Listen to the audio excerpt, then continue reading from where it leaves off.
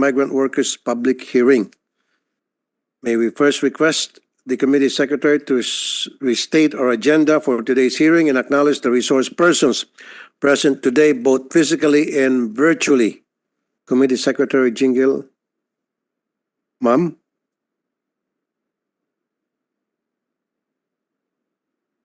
Good morning, everyone. Thank you for coming to the Senate. For today's agenda, we have the Senate Bill number 2078, an act enhancing the financial literacy of overseas Filipino workers and for other purposes by Senator Tulfo. And the second agenda will be Senate Bill number 2077, an act providing for the establishment of the Balikbayan Hub, an overseas Filipino workers resting lounge in all international airports which cater flights to and out of the Philippines, and appropriating funds therefore by Senator Tulfo. Our guests from the government, we have from the Department of Migrant Workers, Undersecretary, Officer in Charge, Hans Leo Kakdak. From the Department of Labor and Employment, we have Attorney Reamil Santiago. From the Department of Foreign Affairs, we have Mr. Robert O. Ferrer Jr. From the Overseas Workers Welfare Administration, we have Mr. Arnaldo Ignacio. From the Department of Transportation, we have Mr. Enrique Esquivel with Attorney Mark Malonzo. From the Manila International Airport Authority, we have General Manuel Gonzalez. From the Department of Finance, we have Director Maria Carla Espinosa with Mr. Robert Dominic Mariano. From the Bangko Sentral ng Pilipinas, we have Attorney Sharina De Vera Yap. From the OFW groups, we have from the Blas F. Oples Policy Center and Training Institute, we have Ms. Estelle Ople Osorio. From the Center for Migrants Advocacy, we have Ms. Ellen Sana. We also have here our overseas Filipino workers, Mr. Romel Malapira, Ms. Imelda Canlas, Ms. Novi Ferrer, Ms. Olivia Toledo, Ms. Yanmar Del Rosario, Ms. Jeneline Quinto. Also from the National Seafarers there, we also have Attorney Dennis Gorecho. And online, we have Mr. Joey Dungo. That will be all for today, sir. Thank you, Comsec. Good morning again. Allow me first to thank everyone for your presence today. We will be tackling two proposed measures which I have filed for the benefit and welfare of our OFWs. First, to the proposed Balikbayan Hub Act. I hope to provide adequate resting lounges within every international airport that caters to flights to and out of the Philippines. These resting areas provide necessary facilities and amenities such as sleeping quarters, showers, and restrooms, along with complimentary food and beverages. No longer will our OFWs be forced to sleep on the benches or floors of airports, nor will they have to forgo meals in order to have sufficient funds when they arrive at their intended destination. Through these facilities, they will be assured comfort until their departure. Our OFWs' sacrifice and perseverance are the backbone of this nation's economy. In turn, I believe providing them sufficient comforts on their journey is the least that we can do. In addition to this, there are many overseas Filipino workers who are victimized by various investments and online scams. Many are swindled, exploited, and robbed of their hard-earned money and come home to their families empty-handed. To combat this, I believe that financial education is a key component that help equip Filipinos, especially OFWs, with the knowledge and skills to make wise financial decisions. Through the OFW Financial Literacy Enhancement Act, I wish to provide financial literacy training programs for OFWs free of charge as a pre-departure and post-arrival seminar in order to promote and develop financial responsibility. In filing these two bills, it is my hope that we recognize the immense value of our overseas Filipino workers that strive to commit to their welfare and ensure that they are treated with their utmost respect. Again, OFWs are not just our nation's economic pillars, but also the heart and soul that connects the Philippines to the global economy. Now, doon po sa pinopropose ko na Balikbayan Hub, na magkakaroon po ng quarters ang mga OFWs, especially while waiting for their flights. In some cases, nadidelay po yung flights at nakikita ko po yung OFWs natin minsan natutulog sa tabi ng CR, natutulog sa bangko, yung iba sa sahig pa mismo at ginagawang unan yung kanilang bag. Now, I'll ask is it the DOTR or maybe the Manila International Airport Authority. Is there still a place sa mga airport natin na para maging possible ito, magkaroon ng isang space para sa mga OFW natin? Parang lounge ba? General Gonzales, sir. Yes, Mr. Chair, magandang umaga po sa inyo lahat, especially to our presiding chairman.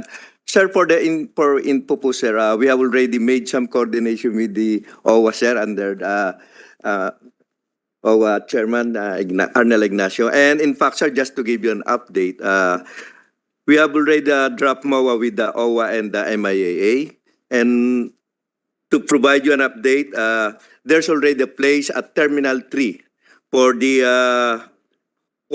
hub, for the place for this OWA, sir. Okay, sa Terminal 3, saan lugar po at ilang square meters po ito? Sir, at Terminal 3, it's just the place is near with the other government agencies located. And It is inside the airport? inside the airport po, Mr. Kaya nga po, saan po banda at ilang square meters po ito? Eh baka naman Terminal 3. kwarto na good for 5 people na. It's located level 3 at 270 square meter po, Mr. Chair, yung area. Okay. So, just to update you, according to the draft MOA, fees and rental changes, including the fees and charges for water and electricity at MIA, share in the project, it's free po, libre. Then, Alam mo, sir, before you continue, I have a suggestion to you. Sa bawat airport natin, may tinatawag na VIP lounge. Minsan, napunta ako doon, hinila ako, kasi may gusto makipag-usap sa akin, blanco. Sayang. Alisin na kaya natin yung mga VIP lounge na yan. Sino ba yung mga VIP na dapat upo doon, pupunta doon? Imbes na mga VIP lounges na yan, na ang lalaki, eh bakit hindi na natin i-convert sa OFW lounge? Mga yun. And kung kailangan natin budgetan yan para magkaroon ng free coffee, pastries, andyan naman yung DMW at saka OWA. What do you think? Konting conversion lang siguro and ano yung pwedeng magawa natin construction para maging fully operational bilang isang OFW lounge? that's a very positive po, Mr. Chair, your proposal, and we'll discuss it with the management po, sir. And hopefully talagang maganda po yung inyong recommendation po, Mr. Chair. So sa bawat airport, alam ko, meron tinatawag na VIP lounge. Get rid of that VIP lounge siguro. That's unnecessary. Kasi yung mga VIP can afford naman sila kumuha ng mabuhay lounge. Diba? Can afford naman silang dumating ng late kasi nga, VIP nga sila. Kung minsan iniintay pa ng eroplano. Eh yung mga OFWs natin pupunta na maaga tapos nadidelay yung flights. Natitenga sila dyan sa paligid-ligid. DMW, Yusek Kakdak, is this something that you are prepared once na naging bill ito? Magkakaroon ba tayo ng maayos na programa para maging magandang operation itong tinatawag kong Balikbayan Hub Act?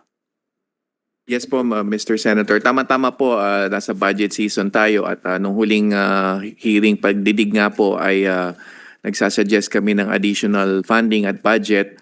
At we can work hand in hand with Administrator Arnel Ignacio. Sa tingin ko po, may role to play din ang OWA catering to responses natin sa mga nangangailangan ng tulong. Kaya nga po ang isang recommendation din namin, Mr. Senator, kasi dito po sa bill nakalagay pang active contracts. Pero meron po kasing OFW na distressed na terminate ang contract, so baka pwedeng isama sila doon sa saklaw nung bill. But in general, yes, the short answer is yes, Mr. Senator, we are willing, able, and ready. At tama-tama po, again, nasa budget season, so pwede na pong i-angkla natin sa papasok na 2024 budget ito. Mr. Arnel Ignacio? Mr. Chair, kagaya po na nabanggit ng ating mga kaibigan sa DOTR, ito po ginagawa pa ng bill, nagbago na po kami ng isang model na itatayo sa Terminal 3 ng airport natin. So dito po, parehong-pareho tayo ng iniisip. Meron ho tayo diyang lugar kung saan sila pwede makapagpahinga. May shower, mayroong coffee, mayroong kung ano ho yung kakailangan nila.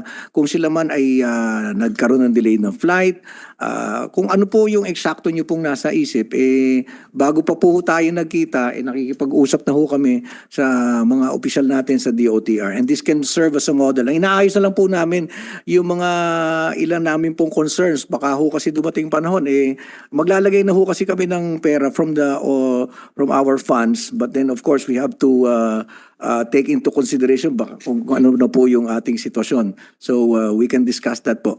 But as of now, umaandar na po yung aming negotiations. Okay, ongoing negotiations Yes. nyo with DOTR, with MIA. Magkano naman ang sa budget ang tingin mo sa isang OFW lounge sa isang airport halimbawa? How much would it cost to build a facility like that? Dun sa existing space that we've checked, which is almost 300 square meters, 297. No, we've allotted about 7 million for a renovation para maging namang at par with the lounges of the other airlines. Of course, this can still be increased if the need arises. Kailangan ba ng mga kama doon o siguro yung mga sofa lang na pwede Opo. silang nakahinga para mas marami ma-accommodate versus maglalagay tayo ng kama roon at paano kung lahat gustong humiga? Ang gusto, what we want to approximate is our OFWs to experience how VIPs are treated in the lounges of international airlines. Doon po kasi merong kompleto, tuloy-tuloy ang pagkain, may shower, may prayer room. Kumbaga, yung experience na kadalasan nararanasan. Breastfeeding room as well. Yes, breastfeeding room meron po. So, yun po ang ating gagawing template. Para naman yung ating OFWs, as we call them as our heroes, pararanas po natin sa kanila yan. Thank you very much. Okay. Sa Civil Aviation Authority of the Philippines, Mr. Borlado, ano po yung inyong pong manifestation, inyong pong reaksyon? Good morning, the Honorable Senator. The Civil Aviation Authority of the Philippines supports your bill. And with regards to the CAAP-operated airports, compared to the NAIA and this Clark, medyo maliit po yung mga areas natin for pre-departure. Although meron pong mga existing na VIP lounge that can be converted as actually we are calling it already as National Heroes Lounge na pwedeng gamitin ng mga OFWs. Sa ngayon, meron kayong tinatawag na National Heroes Lounge. Yes, sir. Yan siguro sinasabi kong VIP Yeah, yes, sir. lounges. Yes, sir. Yun yung tawag namin, sir. Sino bang pupunta sa mga VIP lounges na yan? Mga huso. Who's who? Yeah, that's the real score, sir. Who's who? Ano bang nagagawa ng mga who's who na yun kumpara sa ating mga Kaya- OFW na daming nadadalang pera sa... Kaya nga, sir, maganda, sir, yung proposal yun that it can be converted to the, na mailagay po yung, normally, sir, ano lang yun, sofa with comfort rooms. Pero yung shower is not included dun sa facility. So we can... maglagay din ng shower kasi yung mga Yes, sir. OFWs natin, lalo yung parating, hindi naman agad-agad pagbagsak sa Manila, Yes. sa Manila sila, yung iba sa kanila Yes, sir. pupunta pa ng ibang probinsya and then they wait for several hours bago na to catch up the connecting Yes, sir. flight. So at least pwede sila makapag We can, Correct it up. sir, we can refurbish and we can improve the existing ones. Tapos yung mga medyo wala po, we can provide those airports na may mga international flights. Okay. Dito kay OIC Kakdak, is this something na kaya nyo ma-maintain yung operation pag naging batas na at nagkaroon na tayo ng OFW lounge to make sure na well-maintained ito at hindi mapapabayaan at hindi baka mamaya hindi magamit kung sino-sino lang gagamit, palakasan. This is something na dapat iwasan natin kasi kung hindi, sayang yung batas na papasa natin. Nakikita ko po dyan, Mr. Senator, may dalawang bagay. And how do you do the screening?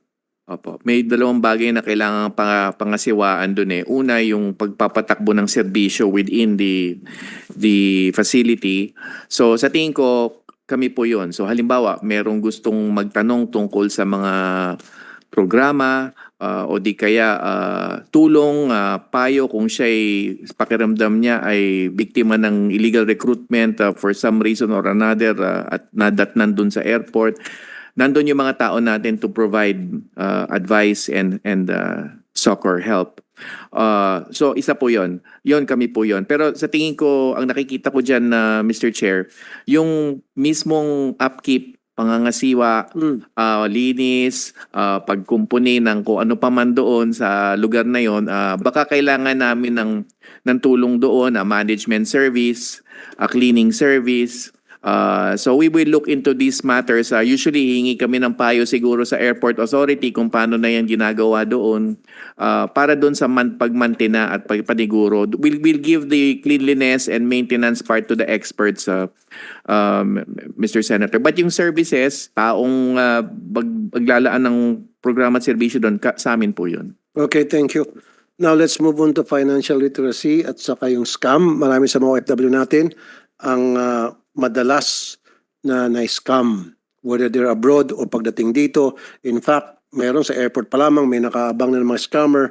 It could be as simple as taxi o mag-o-offer ng private vehicle para ihatid yung OFW. And then, nandiyan pa yung sa online.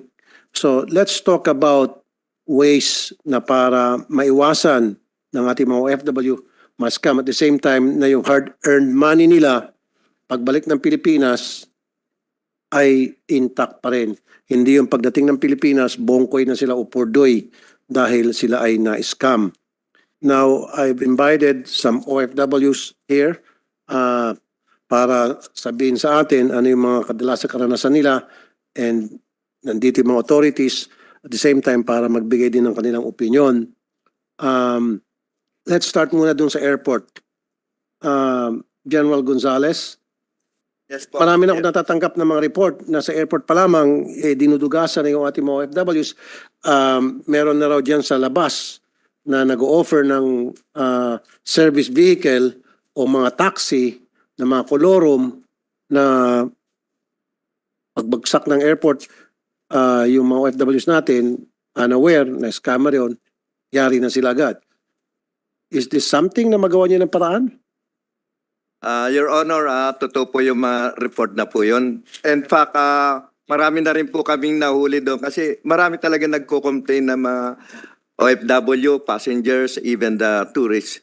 Na yun naman po, basta nakarating yung complaint sa amin, nahuli namin kasi we have some cameras along doon po sa labas ng airport. Yung mga taong lumalapit sa kanila, pagka lumapit na po yun, minomonitor namin.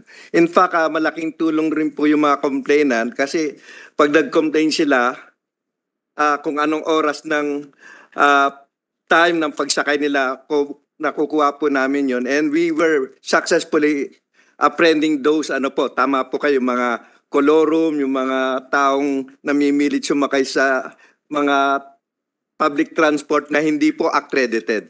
We are doing some measures on this. Exactly. So, bukod dun sa panguhuli, which is very commendable and thank you, ano pa po yung mga measures na ginagawa nyo para ma-stop, ma-preempt yung Sir, we have sa airport? deployed some additional enforcers dito. In fact, nakipag-coordinate din kami sa LTO at LTFRB to identify all those colorum vehicles na binibigay po namin sa kanilang yung mga target, yung mga tinatawag na identified colorum vehicles, and we keep on updating yung mga accredited concessionaires ng public transport po dito and warn them, may mga nasususpended na pong mga public transport providers sa MIA because of this unscrupulous activities. Maybe you Mr. Chair. can put a help desk, OFW help desk dun sa mga arriving passengers na halimbawa baguhan sila o nag-aantay sila mga kamag-anak and they don't know what to do, then they can come to that desk and ask for important information na para sila makauwi na maayos. Do you have that desk? Maganda po yung recommendation po, Mr. Chair. Siguro lang po ibibip up namin yung public, yung yung tinatawag namin customer relation service. Siguro po we will integrate those recommendation of you, Mr. Chair. Okay, Mr. Ignacio, how about that? Magkaroon ng help desk, siyempre, OFW din or taga-OWA or DMW ang magmaman ng help desk na yun.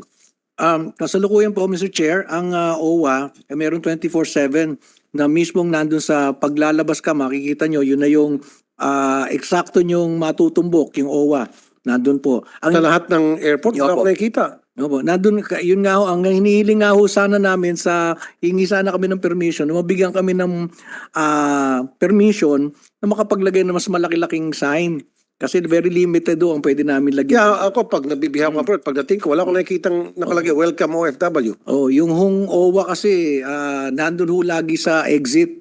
So meron ho kaming help desk doon. Yun ho yung sa lahat ng airports meron. Siguro yung help desk coordinate with Yes. MIA na very visible na pagdating nung pasahero, pagbaba pala ng tube, may kita na nila or may nakalagay doon ng sign na dinadirect sila.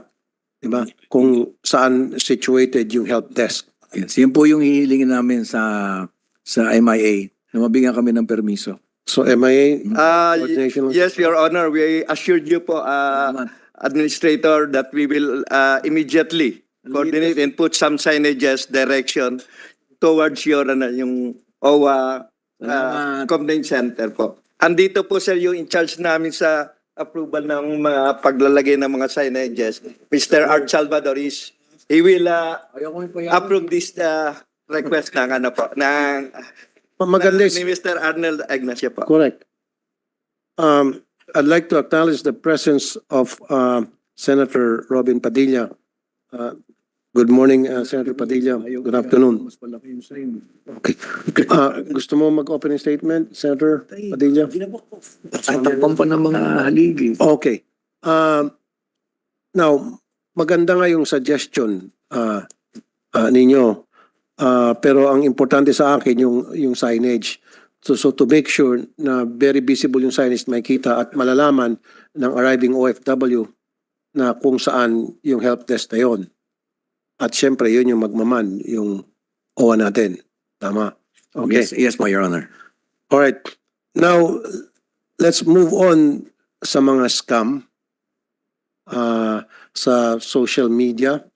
Marami sa mga OFWs natin, even while they're still abroad, even before sila ay babalik ng Pilipinas, sila ay naluloko na scam. Sabi ko kanina, in some cases, pagbalik nila, wala na silang pera, ubos na. Now, I've invited resource persons, former OFWs, and of course, investments. Pagdating sa investments, nandiyan yung IMG. Let's start with Mr. Romel Malapira. Romel Malapira is a former OFW in Dubai. He is a blogger, and at the same time, siya po ay content creator. Developer, IT developer. Mr. Malapira, sa iyong karanasan bilang isang vlogger, ano ba itong mga scam na nanotice mo na naglipa na ngayon sa social media na ang target ay mga OFWs usually? Ayun, bago po ang lahat, kumusta? Magandang umaga po sa mga OFW natin, sa ating mga bagong bayani. So, marami po akong nakitang mga online scam na ang target nila ay mga OFW. Masasabi ko nga na parang neglected yung mga OFW pagdating sa online campaign. dahil ang dami nila talagang nabibiktima. Unang-una, itong tinatawag na maraming style ang mga scammer, ano po, hindi lang iisa. Unang-una yung online paluwagan. Yung online paluwagan na yan, ano yan kung hindi nagbayad yung isang member nila, lahat ng mga sumali sa online paluwagan ay hindi makakasweldo. Ikalawa, kahit na magbayad yung mga members nila, kung scammer ang may-ari, hindi rin makakasweldo ang mga yan. Ikalawa, yung tinatawag na trading forex. Yan, kalat na kalat po yan. Na kumukuha sila ng mga investor, meron silang tinatawag na times 1, times 2, times 3, depende sa length ng investment na gagawin mo. Let's say, sabi mo, 6 months to, o times 5 ka. At meron silang mga package na tinatawag, yung package 1, which is 1,000 pesos lang yon times 1. Pero ang problema doon, yung mga nag-a-avail ng mga package 1 na yun, ginagawa nilang ahente yan. So parang MLM ang style yan. So ang nagiging biktima rin is kapwa rin OFW. Halimbawa, si ma'am, kakilala ko, inalok ko siya, mag-invest ka rito. Ang nangyari dyan, magtitiwala na agad siya dahil sa akin, ako ang kausap niya Pakikitaan ko siya na ito nakasweldo na ako. So siya ngayon ang magtitiwala na sa akin, hindi na dun sa scammer. Kaya ang nangyayari kapag sila ay narereklamo or natutulpo sila, nadadamay tuloy yung mga kaibigan nila. Pero ang totoo, biktima rin ng scam yun. Tapos, ang ano pa rito, meron din tinatawag na international naman. Hindi naman ito mga Filipino, mga foreigner ito na nakikipag-usap din sa mga OFW. Mananalo ka ron, let's say, ang mapapanalunan mo sa Forex is, let's say, 500,000, 1 million. Ang issue dyan, para nila maloko yung tao na yon, ibibigay namin sa iyo yung panalo mo, pero need mong mag-register sa ganitong website. Counterpart siya, let's say, ng PayPal. Pero bago mo makuha yung pera mo ron, kailangan mo munang magbayad ng, let's say, $1,000 bago mo makuha. So, naloko ka na dun sa scam na yon, maloloko ka pa ulit dito sa payment online nila. Doble. Yes, sila din ang may-ari nun. Okay. Now, di ba dapat sa PIDOS pa lang sinasabihan na yung mga OFWs na mag-ingat, maraming mga scammer, tatargeting kayo kasi may pera kayo. And then, sa karanasan ko rin kasi, pangalawa, Mr. Malapira, wag na tayong lalayo, meron akong Facebook page na Rafi Tulfo in Action na magpapanggap na sila yung Rafi Tulfo in Action. Magkikreate sila ng another page. And I've been telling them paulit-ulit na lang na mag-ingat sa mga scammer. Bakit meron pa rin na-scam? Ano sa tingin mo, bakit almost every day, maging sa radio show ko, maging sa page ko, sinasabi ko mag-ingat kayo sa mga scammer. And then meron pa rin mga OFWs na naniniwala, pupunta doon sa mga fake na Rafi Tulfo in Action at doon sila naloko. Bakit ganon? At saka yung sa PIDOS, pakipaliwanag. Okay po. Yung sa PIDOS kasi, ang nangyayari doon, unang-una, wala silang, ewan ko lang po sa ngayon wala po silang campaign tungkol sa mga online scam. Based doon nung time na umalis ako. Pero ewan ko lang po sa panahon natin ngayon. Dapat yung pag-alis pa lang, dinidiscuss na sa kanila yan, yung mga online scammer. Ikalawa, nakakalimutan kasi ng mga tao yan na meron palang ganitong klaseng scheme or yung mismo mga kakilala nila, kamag-anak nila na naloko na, yun na nag-o-offer sa kanila. Kaya nagtitiwala sila ron.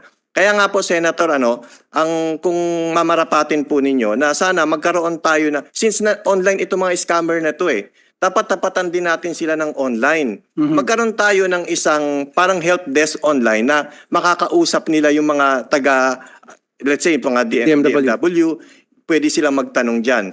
Pero sa mga OFW, lahat ng yan ay scam po yan. Huwag kahit kamag-anak po ninyo ang mag-offer sa inyo na sasabihin niyo, hindi ako lolokohin yan kasi kamag-anak ko yan. Mali po, kasi yung kamag-anak ninyo, naloko na yan.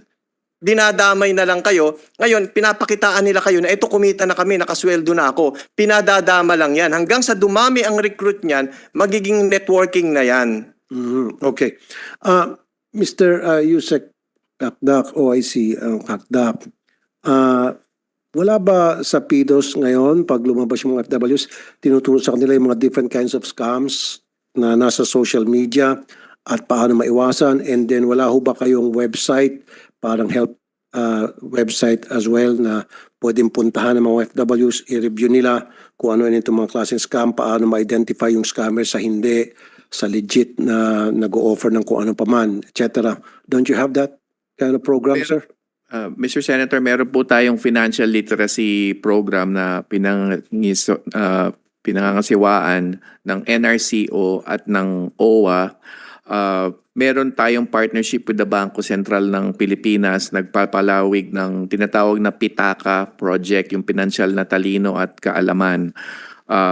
Meron na rin po itong online at face-to-face modes. Halos 900,000 po yung nahagip dun sa online. But admittedly, Mr. Chair, parang illegal recruitment din po ito. Ang mga modus na nabanggit ay nagbabago buwan-buwan, araw-araw. Kaya't ang sa tingin ko, meaning ko po, kung meron man kakulangan, ay kailangan tumbukin at tukuyin na natin yung mga modus. Para pag makita ng taong bayan, mga tao, kung ano ba yung modus ng financial scam, makikita nila kagad ano ba ang telltale sign. Ano yung indikasyon na nai-scam ka na. Maganda yung pinoint out kanina, parang illegal recruitment din talaga. Ang mismong kamag-anak ay posibleng naloko na at naabutan ng halaga ng pera o ano paman. Kaya ang punot dulo po ng nais kong sabihin na Mr. Senator is pwede pa hong palawigin itong financial literacy program na isinasagawa ngayon. Thank you. Yung Secretary, if I may add, siguro mag-open kayo ng website na pwedeng puntahan ng mga OFWs and from time to time ina-update yun. Sinasabi sa kanila kung ano yung mga different kinds of scams na ilan na nabiktima and then sinong pwedeng tawagan in case na sila ay naging victim of such scam. Mr. Senator, nakalimutan ko lang yung dagdag. Kasalukuyan, nakikipag-usap kami sa Securities and Exchange Commission. At may nakaamban na kaming pag-uusap na yung mga, meron pala sila Mr. Chair na mga modules at kilala rin nila yung mga scam. So natanaw ko mismo yung modules na pinakita nung huling pagpupulong namin at hindi na po magtatagal. Mailalabas na namin itong mga impormasyon na to. Tama po kayo sa Facebook page, sa website natin. Gagawa tayo ng mga memes, mga infograph para sa pagtutukoy ng scam at malaman kung kailan ka ba na luklok na o napasok na sa isang scam. Thank you, Yusek Atak. Ikaw ba, Sen Robin, ikaw ba ay may kakilalang OFW na scam? May kamag-anak ang OFW na scam? Una po, a'udhu billahi minasyaitanir rajim, bismillahirrahmanirrahim. Magandang umaga po sa ating idol senator at sa lahat po ng mga bisita natin. Paring Arnel. Opo, senator, marami po tayong matagal po kasi akong nagsilbi bilang endorser ng isang remittance company. At ako po ay nakaikot din sa halos sa buong Europa, buong Asia, hanggang Lebanon. Habang naggegera po doon, nakapunta po tayo. Meron po talaga tayo ngayon problema diyan sa mga nanloloko sa mga OFW, lalo na po sa social media. Sa page lang po na natin, makikita nyo doon, biglang sumusulpot talaga eh. Siguro po, tama po yung sinabi ninyo, Senator, na magkaroon talaga dapat tayo ng matinding parusa dito sa mga gumagawa nito dahil tinatawag nating mga bagong bayani ito. Dapat yung mga nanloko sa kanila mas mabigat na parusa. Marami po tayong kilala na mga naloloko po nito. Katunayan, madalas ko po itong pinararating sa ating kaibigan na si Arnel pagka may mga ganitong mga ganap po. Kaya totoo po yung sinabi ninyo, mahal na senador. Thank you, Senator Robin.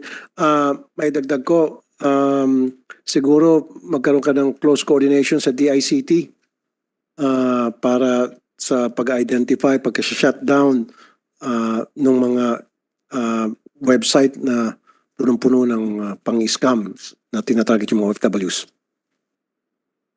Yes po, Mr. Senator. Ano yung picture na yan? Mr. Chair, Your Honors, kagaya po namin, I share the frustration with you na kayo na nga po na napakaraming followers, 26 million. Magtataka ho kayo kung bakit pa rin sila kumakagat kahit marami nang nababalita na sila ay naloko. Tingnan niyo naman to, mukha ko ho, pati mukha ko ginamit na fake account, nakakuha pa ng pera at inaway ako, pinipilit niya ako kausap. That's Hindi correct. pa ako nakausap niya, but from my experience in the media. So ngayon, yeah, tama ka. Sinabi ko nga kanina, paulit-ulit na may na-scam ng mga OFWs. Kulang ba tayo sa information dissemination? Eto po Na para kahit na may warning na tayo na wag yung patulan itong klaseng scam, itong mga account na ito, and yet pinapatulan pa rin nila at naluloko pa rin. Anong pagkukulang natin? Meron ba tayong pagkukulang? Gobyerno, maybe? Sa analysis ko po, Mr. Chair, ang kalaban po natin kasi 24 hours nagtatrabaho. Kasi kikita siya eh. So ang motivation niya mabigat at powerful. I think from our side, we have to get all our support from all sectors, including the private sector. Kasi ang una po nating kalaban dito, information eh. Yung information no, kailangan, kung sila ay naglagay ng 10, maglalagay tayo 1,000 na kumukontra doon sa kanyang sinabi.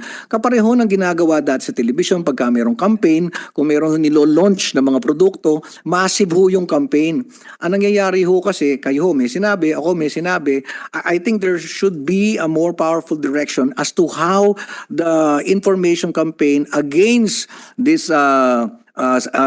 scrupulous mga entities ay kumbaga massively we attack them. Kasi tuloy-tuloy sila kahit pa hindi lang ho ito tungkol sa scam eh, kahit ho yung sa mga nagre-recruit.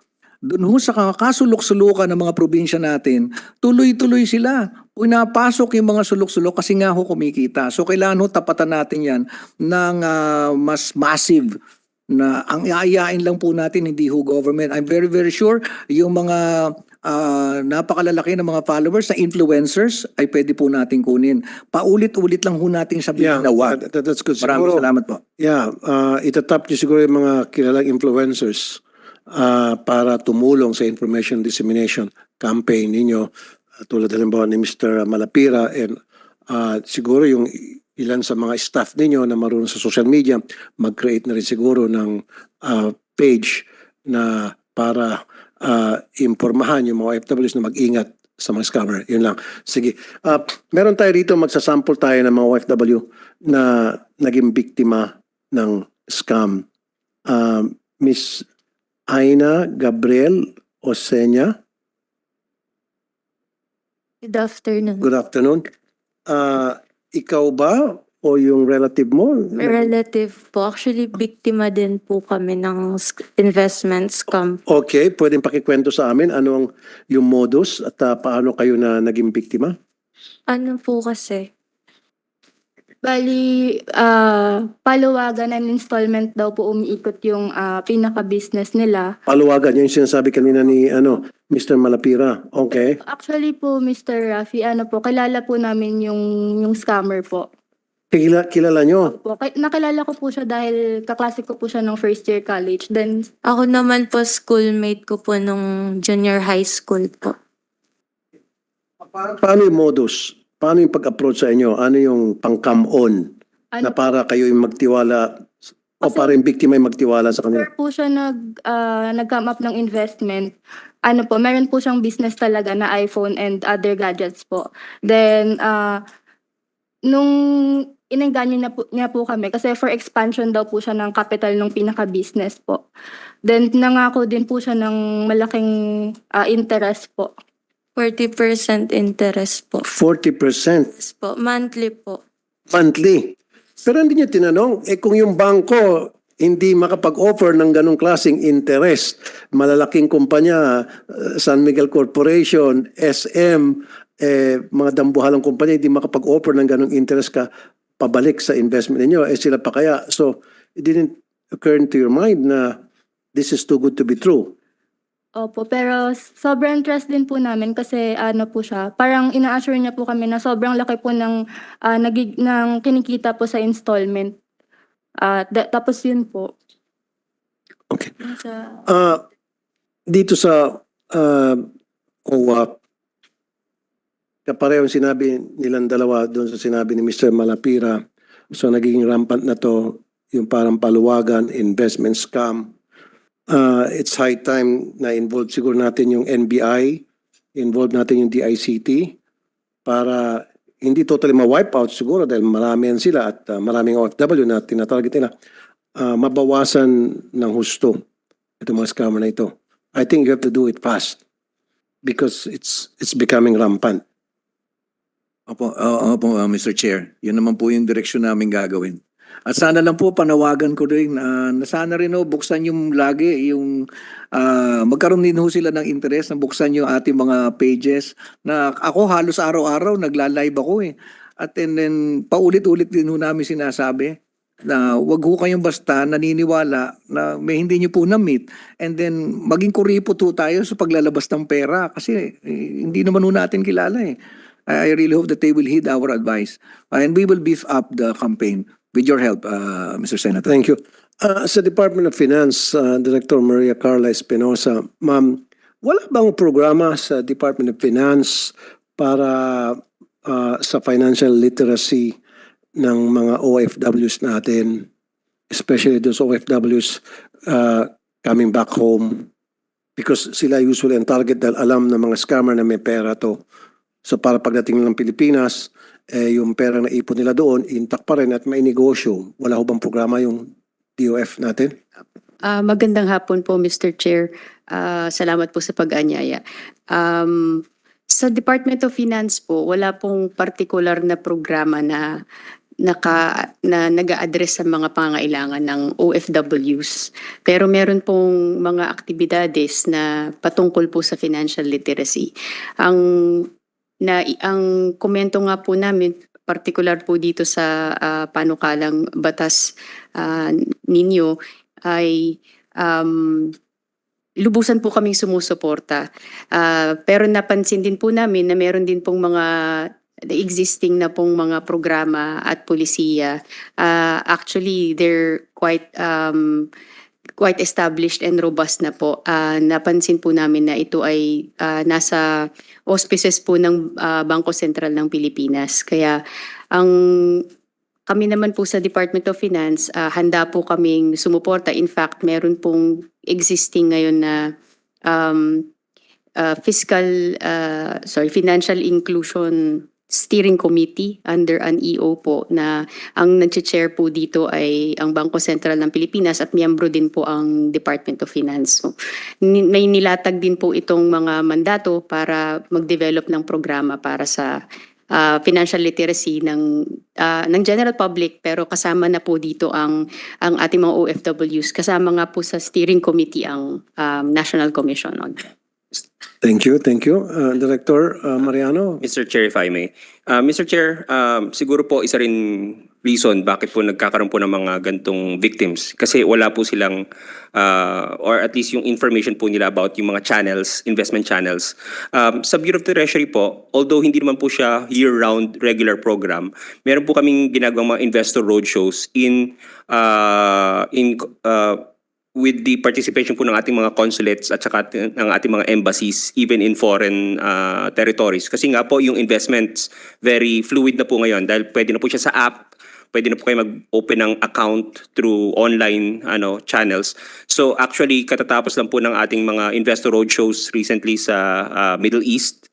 Part din po to marami pong programa yung Department of Finance kasama po ng mga Philippine Economic Briefings. Meron din po mga roadshows, Mr. Chair, na ini-engage po natin yung ating mga OFW communities abroad to inform them na ito po ay safe, ito po ay mga government options or channels na pwede po nilang paglagakan ng pera nila para po tulungan po sila pag mag-reintegrate po when they come back to the Philippines. Thank you. So Department of Foreign Affairs, Mr. Robert Ferrer Jr., tama ba? Kasama kayo sa programa ng Bureau of Treasury? Yes, sir. Magandang umaga, sir, and it's an honor for me to be here. Thank you for the invitation. Yes, we partner with our partner agencies such as Bureau of Treasury. Nakapag-consul general na po ako 3 times in 3 countries, and lalong-lalo na po sa Russia, halimbawa, noong COVID pandemic, yung mga Pilipino, they were on lockdown for 3 months. So we took advantage of that time to have these roadshows, investment roadshows, also with Pag-ibig Fund. So regular activity po siya, sir. Because may trend po din ngayon in many of our embassies worldwide, yung mga Filipino community leaders mismo, they're establishing some sort of paluwagan systems. So we also need guidance on how to address Thank you, Mr. Ferrer. Meron tayong imbitahan dito, mga OFWs, and maybe they can share their experiences sa atin tungkol doon sa mga scam na naglipa na ngayon sa social media. Is there anybody from you, Olivia, Toledo, ma'am, or Novi Fair? Let's start with Olivia. Have you been a victim of scam sa SOCMED? Yes, sir. Good afternoon po. Yun sa akin, sir, bali yung na-scam po kasi sa ako nung aking dating katrabaho at naging kaibigan po sa Dubai.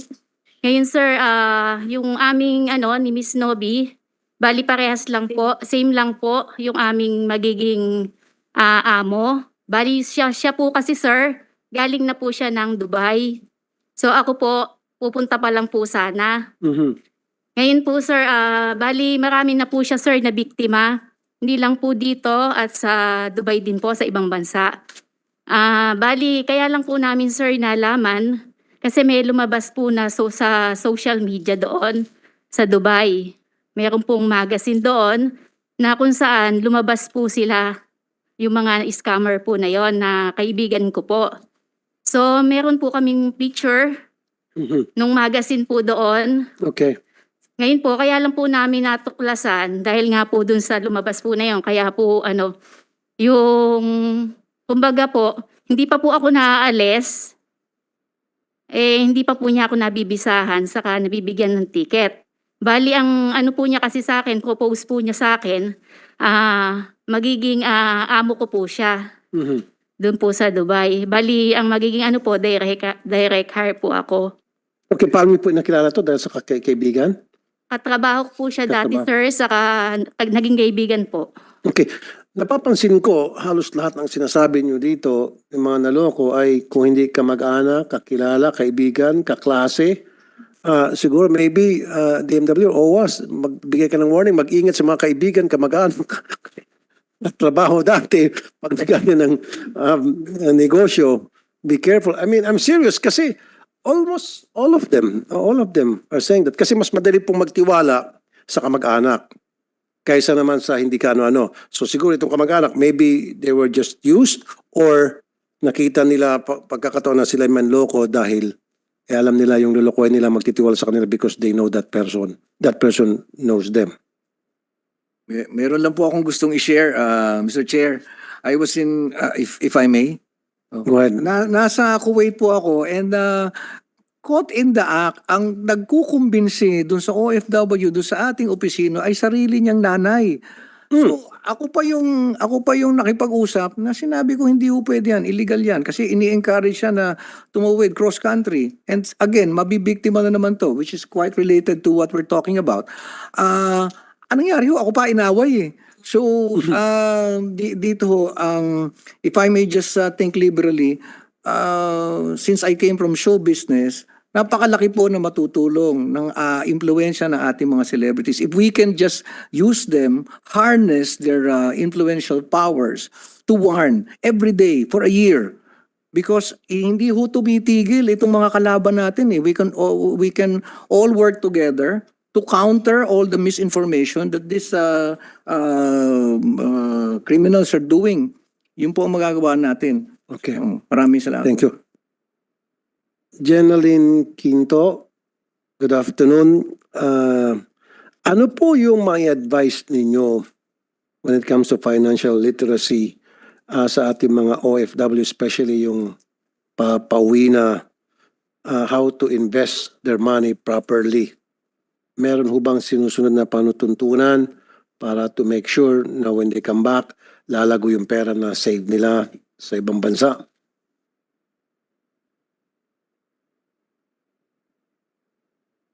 Go ahead, ma'am. Wala pa rin natang mic, si Ma'am Jenaline. Wala pa rin po. Wala pa rin. Wala. Siguro yung isang mic. Okay.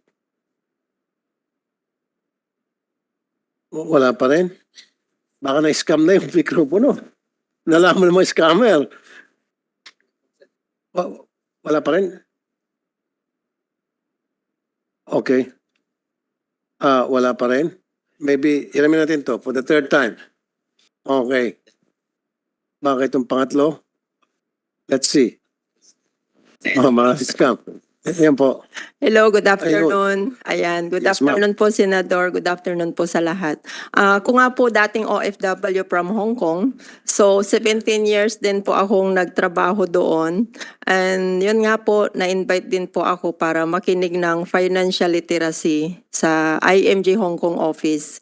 So that time po talagang buon po kami sa utang, buon ako sa utang dahil nalugi po yung business ng father ko. Kaya po ako napilitan mag-abroad. So sabi ko po, pag nag-abroad, akala ko makakabayad ng utang pero yun nga po, hindi ko na manage ng maayos yung income. So one day, may naka-invite sa akin para makinig ng IMG Financial Literacy sa IMG Hong Kong office. So doon ko na-realize na hindi pala sapat na yun nga po, we work so hard. Kailangan po pala natin maging smart na magkaroon ng financial literacy, financial education para magkaroon tayo ng tamang mindset, tamang pag-handle ng pera natin. So step by step tinuturo po yan sa IMG po. So May naipon ka na. yes po, Senador. Sayang na attend mo ng mga seminar, financial Opo. literacy, kung hindi ka nakipag-ipon. Opo. So lahat po ng natutunan ko, in-apply ko po yan step by step po kasi meron po talaga tayong susundan para ma-build natin yung financial foundation dito po sa pag-handle ng pera natin, pag-manage. So, kaya nga po nakapag-for good na ako dito, Senador, sa Pilipinas. 4 years na rin po ako at ginagawa ko din ito na ma-share sa mga kapwa OFW para maiwasan din po na hindi po ma-scam, makaipon pag uwi dito sa Pilipinas. Dahil marami po sa abroad, hindi po talaga makaka-uwi. Gagawa na po ng hindi nakakapag-save ng maayos. So, yun po yung campaign namin ngayon, Senador. Thank you, Ma'am Jenaline. Si Mr. Joey Dungo, online siya, isa sa mga victim ng scam. Comsec, pwede ba natin makausap si Mr. Joey Dungo if he's still online? Andiyan ba? Mr. Joey Dungo? Nasaan? O baka nakamute? Ayun. Mr. Joey? Kung habang kinokontak natin ulit si Mr. Joey Dungo. Mr. Romel Malapira, vlogger ka at I would assume Hello po. marami ka andyan na. Hello, Joey? Hello po, good afternoon po. Ay, ma'am. Okay.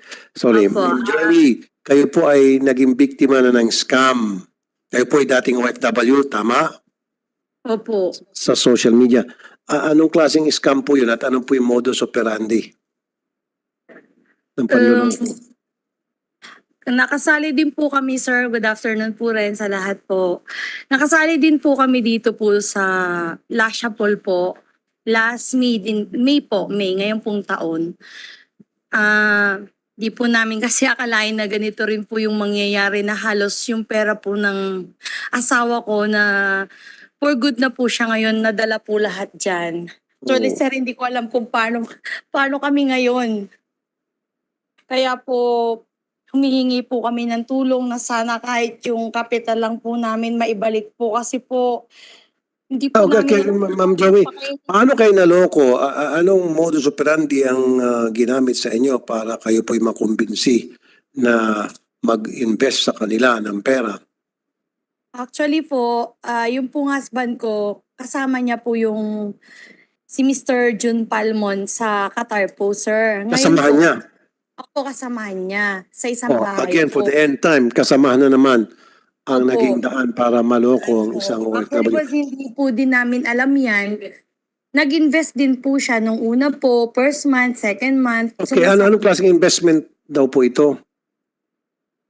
Yun po, yung gaya po nga ng nasabi ni Miss Alona Doronia po na sa cellphone din po yun sa mga alahas na investment. Tapos po yun, sumali din po. Sinalihan po namin kasi sabi, sumasahod naman po nung mga first day, second day, third day, ganun po. Kaya lang, ito pong last ng ito nga, hindi na po, wala na po. Halos hindi po rin bumalik yung pera po namin lahat na na-invest po dyan.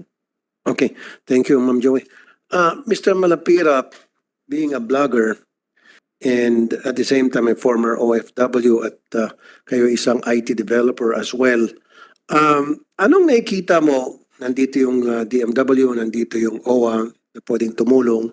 Nakikita mo ng mga programa na pwede ma-implement ng ating gobyerno para maiwasan na ma-scam ang ating mga OFWs?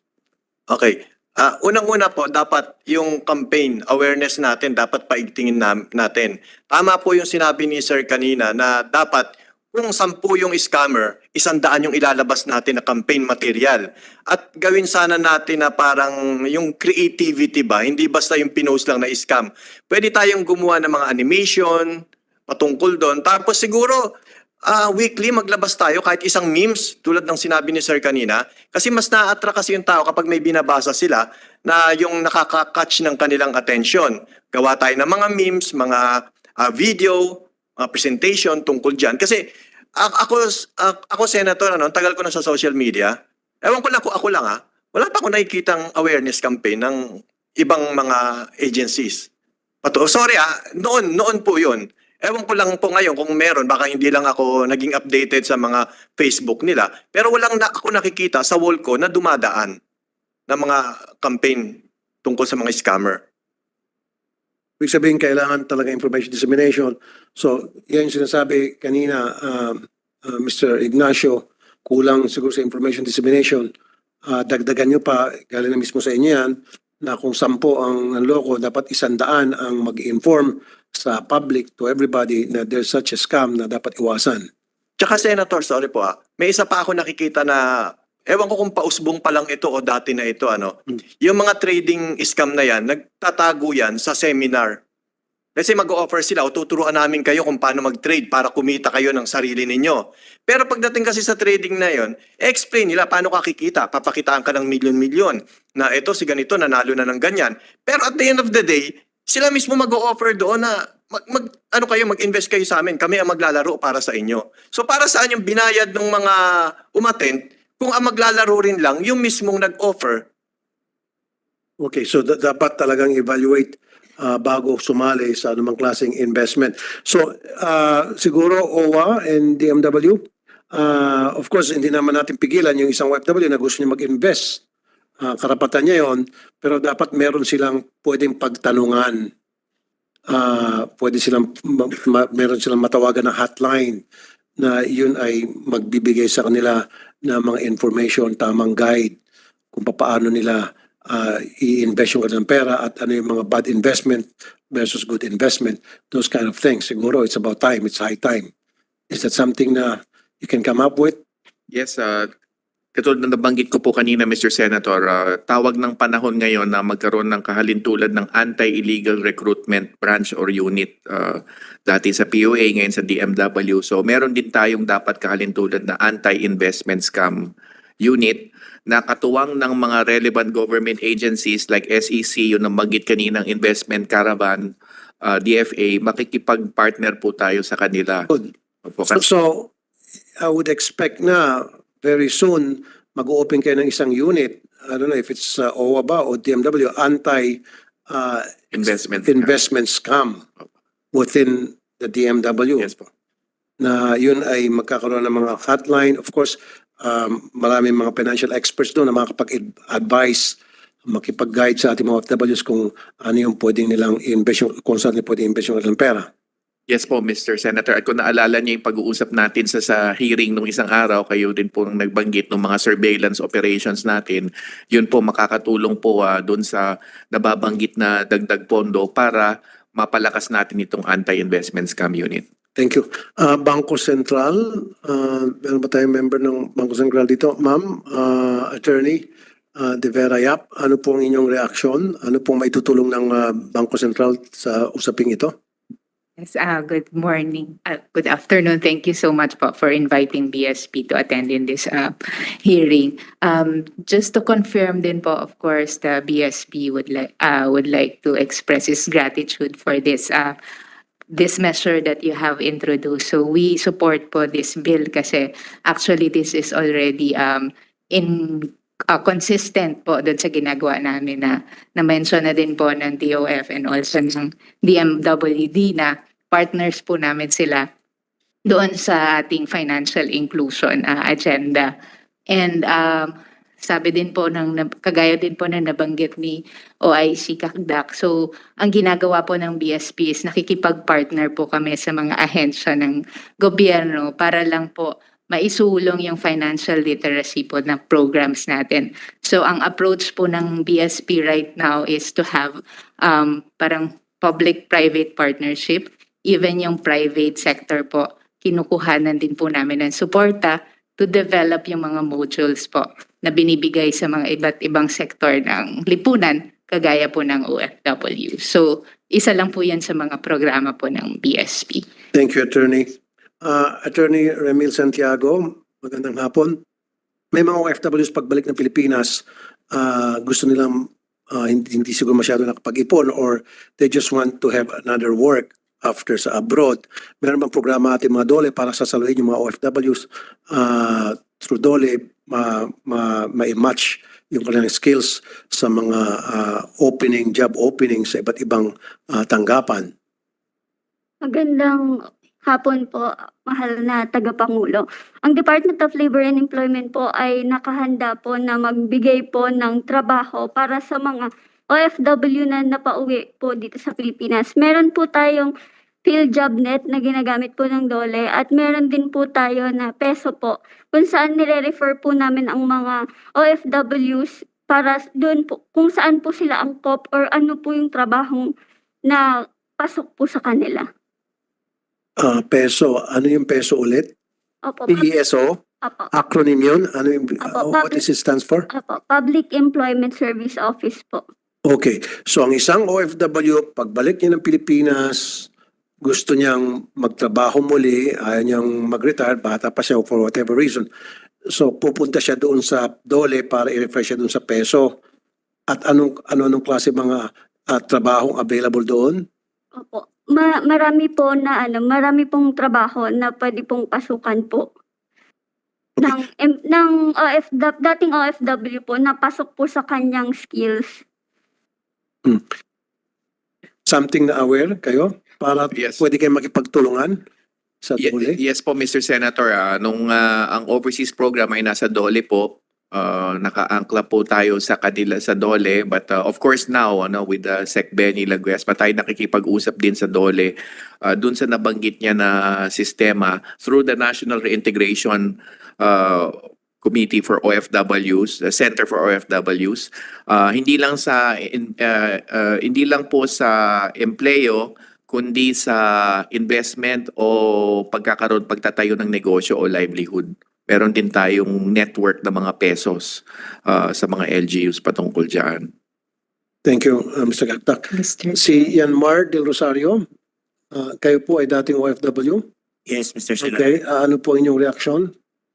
Sa Kayo pa ba naging biktima o kayo po ay magbibigay ng advice okay. how not to be scammed? Okay, sa akin kasi I was so blessed that I encountered financial education at my early stage in Singapore. I worked in Singapore as an engineer. So, kung naalala nyo yung KAPA, yung scam sa Mindanao, di ba? Oh, scam yun? Yes po. I was really part of IMG that time when it was introduced by my brother to me. Kapatid mo mismo nag-introduce sa'yo Kapatid ko sa mismo KAPA? nag-introduce sa KAPA sa akin. Sabi niya, Tol, maglagay ka ng pera, in 2 months, dodoble yan. Sabi ko, it's good. Sabi ko, nag-invest ka? Hindi po. Sabi ko, it's good. Ganon. Diba? Kung 2 months, kung totoo yan, it's good. Sabi niya, kausapin mo yung nagkwanda sa kanya, nag-offer. So sabi ko, sir, if I will be investing dyan sa inyo na pwede magdoble in 2 months, ano yung assurance mo na ibibigay sa akin? Sabi niya, bibigyan kita ng donation slip. So, para sa akin, red tag agad. Alam ko red tag na yung 2 months na magdodoble because there's no such thing company will give you, even PLDT will just give you 7% in a year sa dividend. But doble in 2 months, red tag na. Then, yung donation slip pa, ang gagamitin lang. So, another red tag. So I think I agree sa sinabi ni Administrator Mr. Ignacio na kailangan talaga sir yung information dissemination talaga. We really need to, kasi if I could recall it po sa Singapore, they have really a national financial literacy book na binibigay sa lahat ng school, sa lahat ng companies, yes, even mga magazines po. Every quarter po yan, even sa site namin nakakarating mga pictures, mga scam approach. May ganun po sila, yung mga cartoons tulad ng sinabi ni Mr. Romel Malapera, then yung mga parang cartooning, yung mga po, animation. So I think yun po. Kaya po napakahalaga po ng financial education po talaga. You're raising your hand, Attorney Gorecho. Under sa National Seafarers Day Committee kasi marami siyang, it's an umbrella organization of different welfare societies. Nandyan yung unions, tas nandyan din yung mga church-based organizations led by Stella Maris. And part ng advocacy kasi nila, sir, is to get yung financial literacy. Kasi alam nila, target lagi ng mga scammers na yan ay yung mga seafarers natin. So they go around the different schools, the dormitories, in collaboration with different government agencies. Nag-intensify din sila ng financial literacy para at least alam ng mga seafarers natin na hard-earned money nyo, hindi nyo dapat ipamimigay. You have to put it in the right place para at least hindi siya mawawala. And tulad ng sinasabi nila, sir, kanina, mukhang malaking factor that even if you intensify your information dissemination in the element of trust. Kasi ang kumakausap sa'yo is relative mo eh. So, Friend, kaklase. kaklase. So, Meron pa nga, nanay. Nanay. Diba? So, yun, How can you say no to your nanay? so sir, siguro yun yung pinakamalaking how to address that issue na the one who's recruiting you is the person you trusted the most. Exactly. Okay. Ito muna si Miss Stel Ople Osorio. Kanina ma'am, you were raising your hand. Ano bang naitutulong ng inyo pong tanggapan, Advocacy Institute para ma-informahan yung mga OFWs from being a victim of scams? Actually po, even before, we conduct na anti-scam and financial literacy programs for free for OFWs in partnership with the Villar Sipag Foundation. So we just need to restart that, and we're willing to work with other NGOs and the government for that purpose. Pero I wanted to raise something po sana kanina related dun sa trust yung kakilala. Kasi hindi lang po siya sa scams nangyayari. In Saudi Arabia, kapag may utang po kayo, pwede kayong makulong. And hindi lang po yung may utang, yung nakukulong. In the Ople Center's long history, marami pong humingi sa amin ng tulong na kaya sila nakulong ay nag-guarantor sila para sa kanilang kaopisina, sa kanilang kamag-anak, and hindi nila alam na sila yung makukulong kapag hindi po nakabayad ng utang yung ginarantor nila. They just thought they were being a good friend. So this is something na sana maisama rin po sa ating financial literacy program, especially for those bound for Saudi, because a lot of people do not know about this problem. Sa kagandahang loob nila, napapasama pa sila. And yun po, siguro I just wanted to add that in. It's in our position page. That's a good point, ma'am. Siguro sa PDOS, the OFWs going especially to Dubai or Middle East countries, they have to be informed na kapag ikaw ay nag-garantor at hindi nakapagbayad yung ginarantor mo, makukulong ka. Kailangan din siguro, maganda yung point niya na marami makukulong dahil nag-garantor ka lang. Tapos ngayon yung OFW na hindi nakapagbayad ng utang for whatever reason or tumakas na, naiwan itong garantor kasi mas may sinabi kaysa dun sa umutang, yari. So meron ba tayong ganun? Information campaign sa PDOS?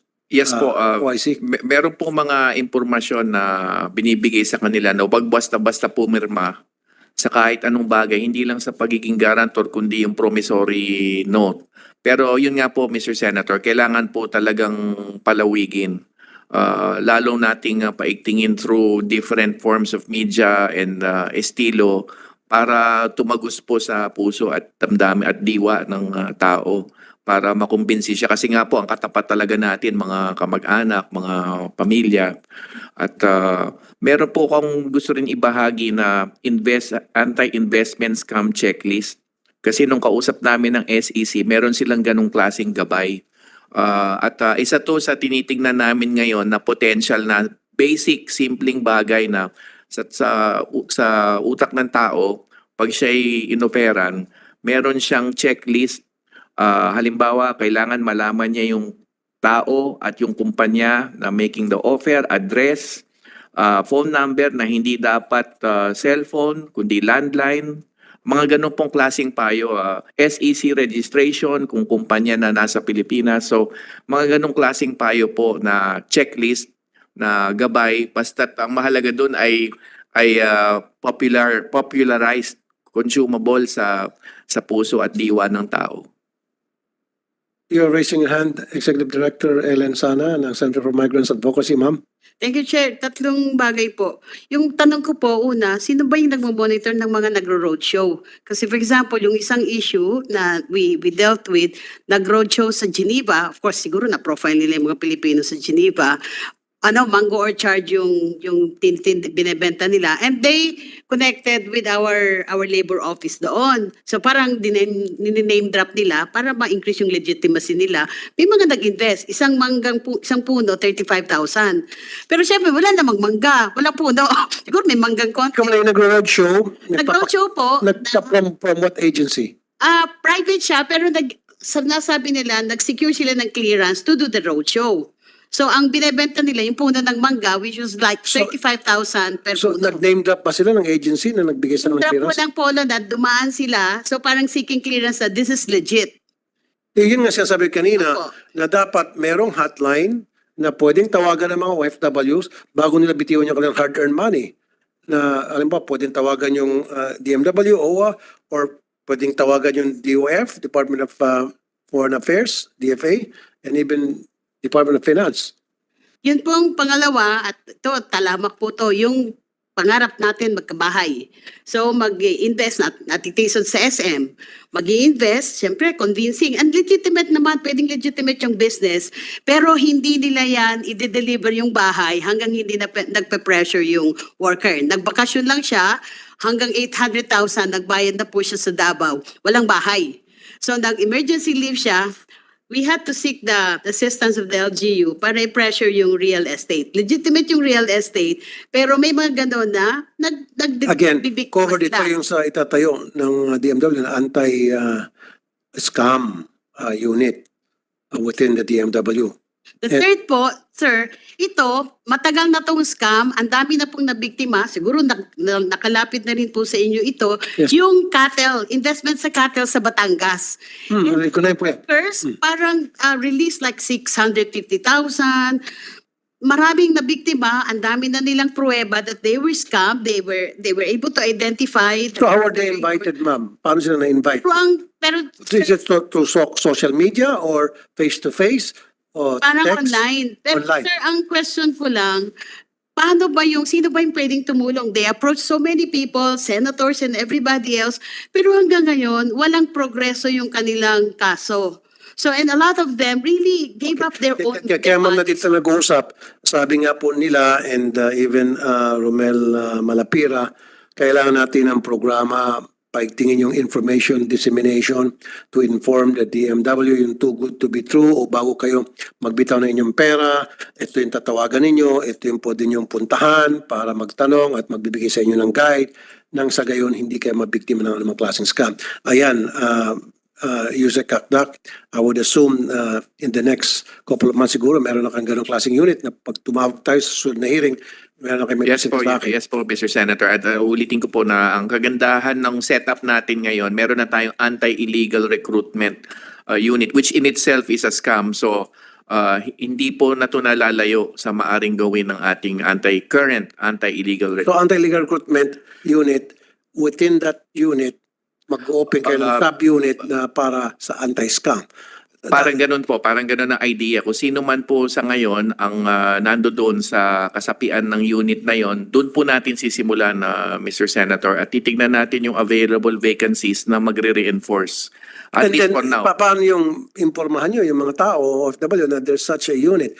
Pero kung akong tatanungin, dapat merong separate unit talaga, specialized unit. Yes, Para hindi yes. makalituhan. Kasi pag sinabi anti-illegal recruitment, hindi naman ako na-recruit, okay naman ako, nakapunta ako ng abroad. Dapat yung anti-scam Yes, unit. magiging bukod tangi po siya. Yung pong nabanggit ko po kanina, yun po ang Yeah. pangangatawanan namin, Mr. Senator, an anti-investment scam unit. Anti-investment. Na itatayo po natin para Bakit yan, para maging anti-investment scam. ISU. AISU. Opo, Hindi, opo, for now, opo, opo. maganda Yes, yung acronym. yes, Mr. Senator. Okay, so in the Beginnings next na few po months. ito ng mas malawig pa, Okay, palalawigin. last na lamang dito kay, okay, sige, Bangko Sentral ng Pilipinas, Yes, ma'am, just- attorney. Yes, thank you po. Just to add lang po on the initiatives ng mga OFWs, sinasama po namin yung families or beneficiaries nila. Good. Kasi po, of course, yung OFW po, they would remit yung pera po dito sa mga families in the Philippines. So, dapat pati yung mga pamilya po, alam din po kung ano yung tamang pangangalaga, pag-invest, pag-save. So, kasama din po yan sa programa. Just Thank you to po, add. ma'am. Thank you. Ma'am Imelda Canlas, dating OFW, ma'am, kayo po ay nabiktima rin ng scam? Kapareho lang ba sa mga nabanggit na rito or this is something new or different? Magandang hapon po. Opo, na biktima po ako ng ni Jermaine Lee Santos at ni Royal Jason Petromin ng President po Jeremiah Victoria ng naubos po lahat ng savings ko. Bali, nilagay niya po yung pera ko sa investment. Meron po siyang project ng Barangay Road Construction ng Northern Builders po ng Tarlac. Bali po, nagkulang po siya ng funds. Ginamit niya po yung pera ko kapalit ng 5% interest through my kabalae. Siya po ang Ayun, kaibigan ng kabalae ko. Tapos si Jermaine Santos Domingo, yung asawa niya po pinsan ng mayor ng Pandi. May mayor pang involved, kaya mas lalong tumaas yung Pinsan po. credibility. Pinsan Pinsan na, mayor pa. Tapos, meron pa talagang Tapos si Royal Jason Petromin po, yun po yung naghahatak ng mga katay na barko. katay na barko. Opo, yung mga lumulubog. Kaya Okay. baga sa ano po, talagang kapanipaniwala. Kinuha niya yung 1.5 million ko. Oh, Bali, si Jermaine, bakit nakita mo yung barko na katay? hindi po, yung po yung sabing business. Naso ang sabing business, sila ay yung mga lumubog na barko, Si Jermaine po, aangatin nila, tapos ibibenta, ititimbang, si paano? Jermaine po, ang business niya po, hauling. Uling. Opo, hauling po. Yung pagtatambak, tsaka yung sa government projects. Okay. Tapos po, Paano po nakilala itong sila Jermaine? through my kabalae. Ay, Kabalae nga pala. Siya nga Okay. po ang naglapit. Okay. Sabi po, So, pag di mo balikan si Kabalae, si Balae, hindi mo binalikan yung mga taong nag-endorso sa sa kanila, go after them. biktima din po siya. Ayun. Tapos po, si Jermaine, ginamit yung credit card ko. Bali basta, ang lahat ng pera ko sa kanila, less than 4 million.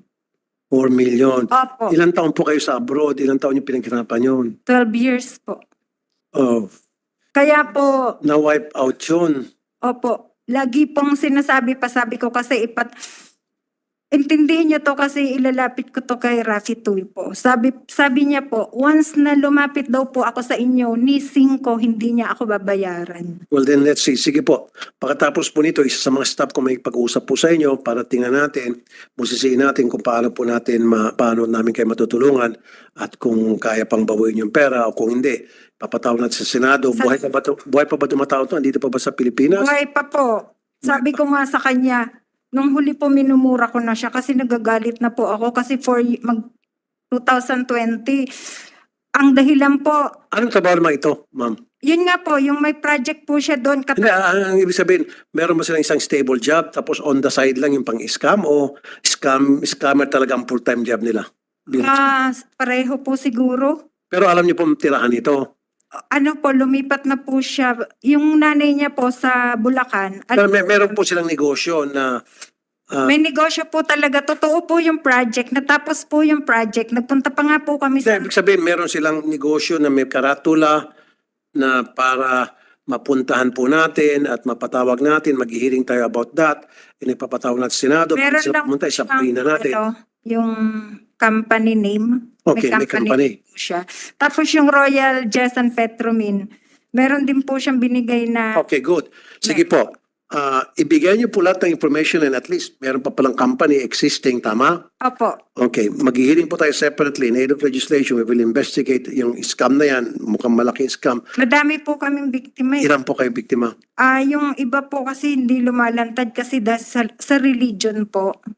Okay, sige, huwag kayo magbingit ng religion. Opo, Wag po, hindi po. wag. Kaya po hindi lumalantad. Anyway, nandito po yung mga staff ko. So may kakausap sa inyo.